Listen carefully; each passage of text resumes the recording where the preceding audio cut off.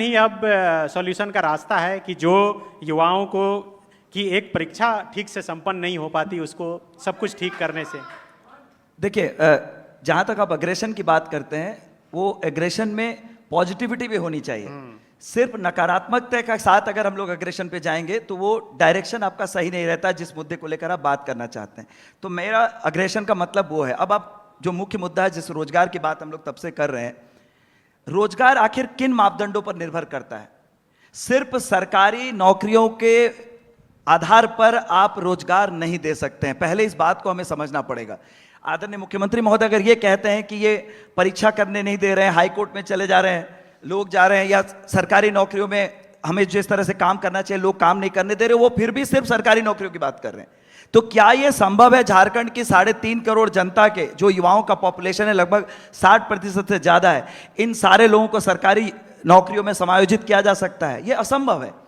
तो हमें सबसे पहले तो यह स्पष्ट करना पड़ेगा कि नौकरियों का मतलब सिर्फ सरकारी नौकरियां नहीं होती है। लेकिन झारखंड में 24 वर्षों में अगर आप शिक्षा के स्तर को देखें, आज राइट टू एजुकेशन झारखंड में right to mid day meal बन गया है। हम बच्चों को कहते हैं आपको अंडा मिलेगा, मछली मिलेगा, तब आप स्कूल में आइए। तो हम रेस्टोरेंट खोल रहे हैं, स्कूल कहां चला रहे हैं? जो विश्वविद्यालय हैं, उन विश्वविद्यालय की गुणवत्ता की रेटिंग आप देख लीजिए। भारत के जो राष्ट्रीय रेटिंग निकलती है, कितने विश्वविद्यालय झारखंड के उन रेटिंग्स में आते हैं। जो इंजीनियरिंग कॉलेजेस हैं, मैंने एनआईटी जमशेदपुर से पढ़ाई की है, उस एनआईटी जमशेदपुर के अलावा कितने इंजीनियरिंग कॉलेजेस हैं आज झारखंड में? नए इंजीनियरिंग कॉलेजेस आप मुझे बता दीजिए कितने इंजीनियरिंग कॉलेजेस। मेडिकल कॉलेजेस कितने थे आज से 40 साल 60 साल से? अगर 3 मेडिकल कॉलेजेस थे, अभी और 3 खुल गए। क्या वो काफी है?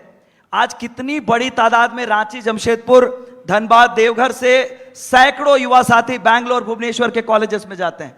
क्या ये किसी भी पार्टी की सरकार रही हो 24 साल में, ये जिम्मेदारी नहीं थी कि हम शिक्षा की गुणवत्ता के स्तर को ऊपर लाते झारखंड में? उस पर किसी का फोकस नहीं है। हम फ्रीबीज दें, कोई दिक्कत नहीं है। आप एक महीने में 1,000 दें, 2,000 दें, 5,000 दें, सरकार की नियत है, सरकार का निर्णय है। लेकिन क्या वो लॉन्ग टर्म सोल्यूशन है? अगर हम रोजगार दे पाते तो शायद हमें मैया योजना या जो नई योजना की बात हो रही है, गोगो दीदी योजना, ऐसी योजनाओं की आवश्यकता ही नहीं पड़ती। अगर हम स्वावलंबी बन पाते तो हमें 1,000 रुपए के लिए लाइन में नहीं लगना होता। तो हम रोजगार की बात, जो मुख्य मापदंड है शिक्षा और उद्योग, उस पर क्या पॉलिसी है? कौन से नए उद्योग झारखंड में लगे हैं? आपको मैं बताऊं, मैं जमशेदपुर से आता हूं। आज टाटा स्टील लगभग तय कर चुकी है कि उड़ीसा से ऑपरेट करेगी। आने वाले 1 वर्ष में अगर आप देखें, टाटा स्टील का टॉप मैनेजमेंट कलिंगानगर से ऑपरेट कर रहा है, तो आपको आश्चर्य नहीं होना चाहिए। जो एक्सपेंशन प्लान है जमशेदपुर में, वो एक्सपेंशन प्लान को होल्ड पे डाल दिया गया है। पूरा एक्सपेंशन प्लान कलिंगानगर में हो रहा है। इसी राज्य में लीक की बातें क्यों आती है? अविश्वसनीयता का जो माहौल है झारखंड में ही क्यों है? क्यों यहां के युवाओं को लगता है कि कुछ हो नहीं हो, लीक होना ही है? कि पहले से कोई लीक के फेवर में बात करता है, कोई लीक के अगेंस्ट में बात करता है। तो ये नैरेटिव आखिर सेट क्यों हो रहा है? विश्वसनीयता की कमी हमारे सिस्टम में। 24 सालों में हमने युवाओं के अंदर वो विश्वास हम उत्पन्न नहीं कर पाए कि वो हमारे सिस्टम को ट्रस्ट करें। चाहे जेपीएससी की बात करें, जेएसएससी की बात करें, क्यों ट्रांसपेरेंसी के साथ वो ऑपरेट नहीं कर रहे हैं? क्या सिर्फ यही है जहां राज्य सेवा आयोग की परीक्षाएं हो रही है? उड़ीसा में क्यों नहीं डाउट हो रहा है?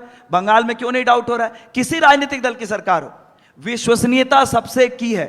और रोजगार भी तभी आएगा जब आपके पास स्पष्ट स्थानीयता नीति होगी, नियोजन नीति होगी, तभी सरकारी नौकरियों की बात आप कर पाएंगे कि किसको मिलना चाहिए।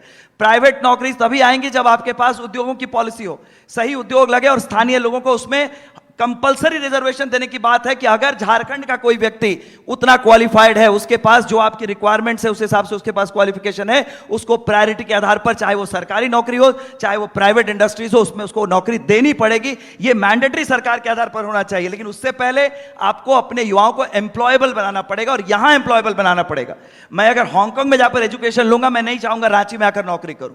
ये किसी की भी बेसिक कॉमन सेंस की बात है, लेकिन उस पर किसी का ध्यान नहीं जाता है। तो इसलिए रोजगार के लिए जो सबसे आवश्यक मापदंड है शिक्षा और उद्योग, उसको एक सुनियोजित तरीके से प्लान्ड वे में पॉलिसी बनाकर सबको साथ लेते हुए, everybody should be on the same page, अगर आप नीति बना पाइएगा तभी झारखंड आगे जा पाएगा। अन्यथा हर चीज में इसी तरह की बाधाएं आती रहेंगी। बिल्कुल गंभीर बात बोल रहे हैं। कुणाल जी थोड़ा साफ कर दीजिए, आप हैं किधर? बीजेपी में हैं, जेएमएम में हैं? मैं युवाओं के साथ हूं, मैं झारखंड की महिलाओं के साथ हूं, मैं झारखंड की जनता की जो भी आवाज है उस आवाज के साथ। चुनाव लड़ रहे हैं इस बार? अगर मेरे युवा चाहेंगे, मेरे वहां की जनता चाहेगी तो चुनाव भी लड़ूंगा और जीतूंगा भी। संजय मेहता जी, मेरा सवाल होगा, जयराम जी कह रहे हैं